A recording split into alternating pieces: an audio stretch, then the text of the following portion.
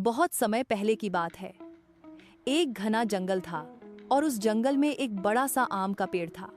उसी पेड़ पर रहता था एक चतुर बंदर जिसका नाम था बबलू।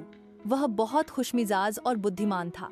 हर दिन वह पेड़ पर झूलता, मीठे आम खाता और जंगल के अन्य जानवरों से मिलकर मस्ती करता।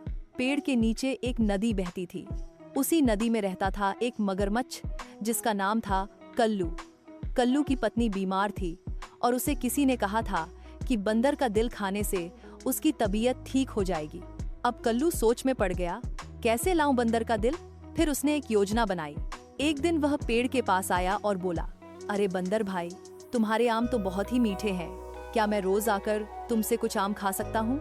बंदर मुस्कुराया और बोला, बिल्कुल, दोस्ती में क्या रखा है, जितने चाहे आम खाओ।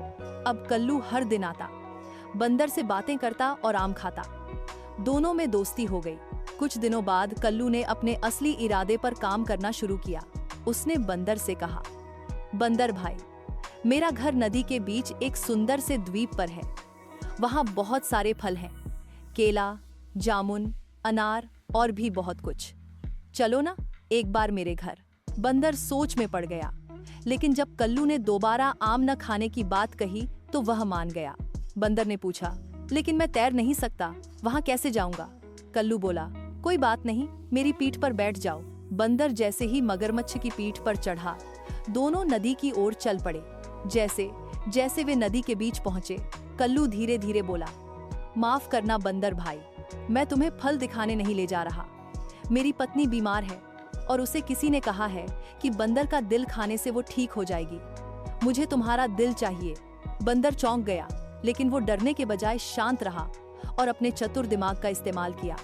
उसने कहा, अरे कल्लू भाई, आपने पहले क्यों नहीं बताया? मेरा दिल तो मैं पेड़ पर ही भूल आया हूँ। बंदर दिल को अपने शरीर से अलग रखता है ताकि वो सुरक्षित रहे। चलो वापस चलते हैं, मैं दिल ले आता हूँ।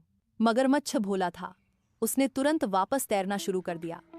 जैसे ही वे पेड़ के पास पहुंचे, बंदर फुर्ती से कूदकर वापस पेड़ पर चढ़ गया।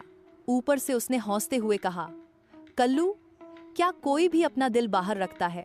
तुमने मुझे धोखा देने की कोशिश की, लेकिन चतुराई से मैं बच गया। अब दोबारा कभी किसी को धोखा देने की मत सोचना।